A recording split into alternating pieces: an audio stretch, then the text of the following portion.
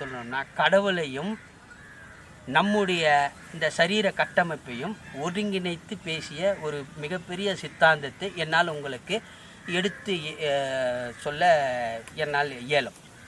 ஆனால் அதே நேரத்தில் கடவுளை பற்றின முழு சம்பந்தப்பட்ட விஷயங்களும் என்னால் சொல்ல முடியும். ஆனால் இது கூட இணைந்ததே தவிர அதை நீங்கள் தவிர்த்து தனித்து பார்த்து உங்களை நீங்கள் அசுரத்தன்மையோடு வைத்துக்கொண்டு கடவுளை வழிபடுவதிலே பிரயோஜனம் இல்லை. நீங்கள் கடவுள் தன்மையோடு நீங்கள் வழிபடும் போது நீங்களே கடவுளாக வழிபடப்படுவீர்கள் என்பது நிச்சயம். உங்கள் மனைவி உங்கள் மேல் மிகுந்த அன்பும் மரியாதையும் பக்தியும் வைத்திருக்கிறாள் என்றால் நீங்கள் கடவுளால் கணவனுக்கு மனைவி பக்தி செய்ய வேண்டும், மனைவிக்கு கணவன் பக்தி செய்ய வேண்டும்.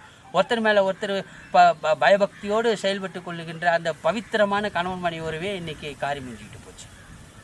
இப்போ இந்த கேவலமான இழிவான நிலைக்கு எந்த கடவுளை நீங்கள் காரணமாக சொல்லுவீங்க? தாய் தகப்பனே அன்னையும் பிதாவும் முன்னறி தெய்வம்.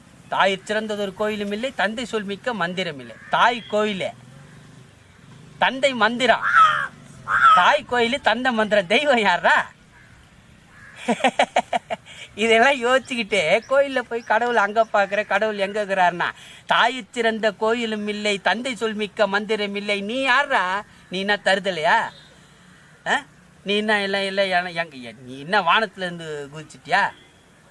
அப்போ தாய் கோயில் தந்தை மந்திரம்னா யார் அவங்க ரெண்டு பேரும் ஈண்டெடுத்து யாரை போஷாக்கா வளர்த்து கொண்டு வராங்க? கையில் ஏந்திய குழந்தை நீ அல்லவா கடவுள்? நீ தானடா கடவுள். தாய் தப்ப முதலே உனக்கு சொல்லிட்டாங்களேடா. அவள் கோயிலாக இருந்திருக்கிறா, இவன் மந்திரம் சொல்லியிருக்கிறான். யாருக்குடா மந்திரம் சொன்னா? என்ன மந்திரம் சொன்னா? யாருக்கு சொன்னா? மனைவியை கோவிலாக பாவித்து மனைவியோடு அந்யுன்யமாக இருந்து அந்த கருவறையில் அந்த குழந்தையை கொடுத்த தகப்பன் மந்திரம் சொல்லி அந்த குழந்தைய கொடுக்கும் போதே மந்திரத்தோடு கொடுத்துருக்குறானடா. இவன் மந்திரம் சொல்லி நமக்கு மற்றதெல்லாம் மாற்ற போகிறானா? இவன் மந்திரம் சொல்லி நமக்கு பரிகாரம் பண்ணி, இவன் மந்திரம் சொல்லி நம்ம சாமிக்கு அர்ச்சனை பண்ணி நமக்கு நிவர்த்திகள் பண்ண போகிறானா? தாய் சிறந்ததோர் கோயிலும் இல்லை, தந்தை சொல்மிக்க மந்திரம் இல்லை, நீயே தெய்வம் என்பதை உணர்ந்து கொள்ள வேண்டும். இப்போ இதை விட சாட்சி வேணுமா? இதுக்கு மேலே நீ இந்த கேள்வி யார்கிட்டே அது கேட்பியா? நீ கடவுள்னு கேட்ட, நான் கடவுள்னு உன்னால் இந்த விஷயத்தை மறுத்து பேசு. இல்லைன்னா தாய் தப்புன்னு நீ மறுத்து பேச முடியாதுன்னா பெரும் குற்றத்துக்கு ஆளாயிடும். தாய் தாப்புன்னு இந்த விஷயம் நான் சொன்னேன்னா பெரியவங்க சொன்னது தானே. அப்போ நீ தெய்வம் என்பதை நீ உணர்ந்திருக்கிறாயே. நீதான் தெய்வம், நீதான் தெய்வம், நீதான் தெய்வம். அப்போ தெய்வம்னா என்ன ஒரு கேள்வி இருக்கும். அந்த 8 சிறந்த குணங்களை நீ பெற்றிருக்க வேண்டும். நீயே தெய்வமாக ஆகிறாய் என்பதை நீ உணர்ந்து கொள்ள வேண்டும். நீ கடவுள், நான் கடவுள். என்னை நீ வணங்குகிறாய், நானும் உன்னை வணங்குகிறேன். இப்போ ஆஞ்சநேய சுவாமி எடுத்துங்க. இப்போ ஆஞ்சநேய சுவாமி சுவாமியாக இருக்கிறாரா இல்லையா? இன்றைக்கி உலகம் ஃபுல்லாக பிரசித்தியாக போகுது. ராமநாமம் உலகெல்லாம் ஒலிக்குது. சர்ச்சைகளுக்கு இருக்கிறது, சாமானியர்களும் பக்தி செலுத்துகிறார்கள், பஜனை பண்ணுறார்கள், எல்லாம் செய்கிறாங்க, எல்லாம் ரைட். அந்த ஆஞ்சநேயரோட குணம் பாருங்கள், கையெழுத்தே கும்பிட்டுக்கிட்டு இருக்கான். அவனை கோடி பேர் கும்பிட்றான், அவன் வரவங்களெல்லாம் கும்பிட்டுக்கிட்டு இருக்கான். ஆக இது நம்மளுக்கு ஒன்று உணர்த்துது. நீங்கள் எதை வேணாலும் எடுத்துங்க, அதுலேருந்து இருக்கிற நல்ல விஷயத்தை எடுத்துங்க. அது பக்தி எடுத்துங்க, பாகவதம் எடுத்துங்க, இஸ்லாத்தை எடுத்துங்க, கிறிஸ்துவத்தை எடுத்துங்க, இந்து எடுத்துங்க. நீங்கள் இந்துவை மட்டும் பெருசாக பேச வேண்டிய அவசியம் இல்லை. முஸ்லீமிசம், இந்துயிசம், கிறிஸ்டியானிசம் எல்லாம் இசம் தான்.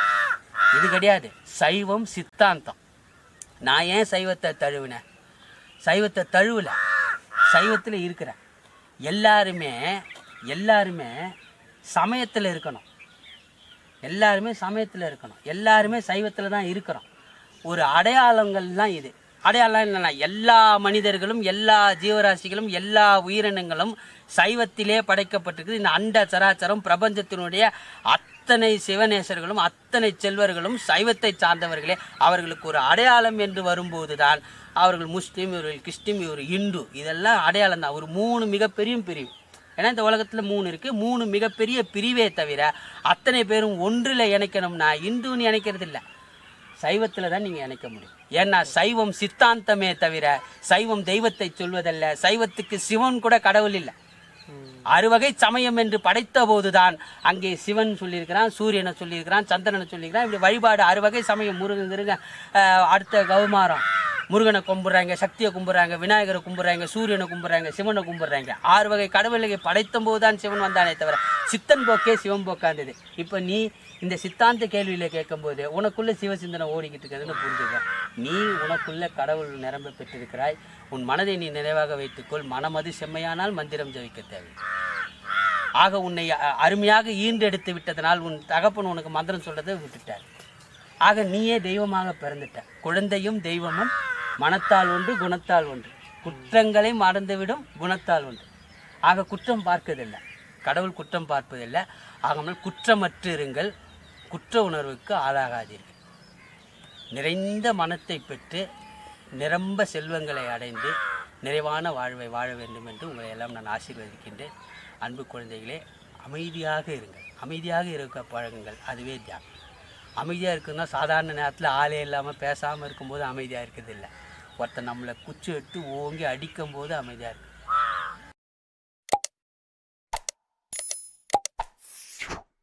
நம்மளை கடும் சொல்லி பேசும்போது அமைதியாக இருக்கு.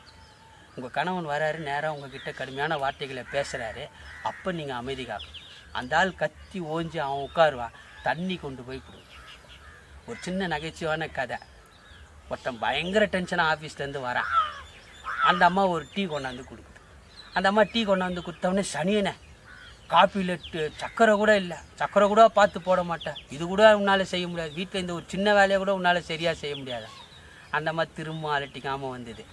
அடியில் சக்கரை இருக்குது, கொஞ்சம் போட்டால் கொஞ்சம் இருக்குதுன்னு, நிறைய போட்டால் நிறைய இருக்குதுன்னு, உனக்கு தேவையான அளவுக்கு ஆற்றி குடிச்சிக்கிடாச்சு. அவனுக்கே குபுக்குன்னு சிரிப்பு வந்துருச்சு. ஆக நம்ம தான் டென்ஷனாக இருக்கிறோம், அவன் கத்துறான்றது புரிஞ்சு போச்சு. ஆக எப்படின்னா, நீங்கள் வெளியே போயிட்டு வரான், ஏதோ 1000 பிரச்சனையில் வரான். அதே மாதிரி பொம்பளை வேலைக்கு போயிட்டு வருவா, இவன் ஆம்பளை உதவாகிற வீட்டில் இருப்பான் வேலை வெட்டி இல்லாமல். போயிட்டு வர பொம்பளைய மேக்கப் கழியாமல் வரேன்னு கேட்பான். ஏண்டா பாவி, காலையிலேருந்து 8 மணி நேரம் போகிறோமே, போகும்போதாவது ஃப்ரெஷ்ஷாக புருஷன் முகத்தில் போய் முழிக்கணும்னு உனக்காக அவன் மேக்கப் பண்ணின்னு வராடா. இதை நீ புரிஞ்சுக்கணும். நீ அங்கே மேக்கப் போட்டு யாவ கூட திரிஞ்சிட்டு வரேன்னு கேட்குறது கேள்வி இல்லை. அப்படி உனக்கு அந்த சந்தேகம் இருக்குமானா அவளை நீ வேலைக்கு அனுப்ப வேண்டிய அவசியம் இல்லை. கட்டாயம் அவன் வேலைக்கு போகிறா. இதனால் புரிதல் தேவை. ஆக அமைதியாக இருக்க பழகுங்கள், ஆனந்தமாக இருப்பீர்கள். திருச்சிற்றம்பலம்.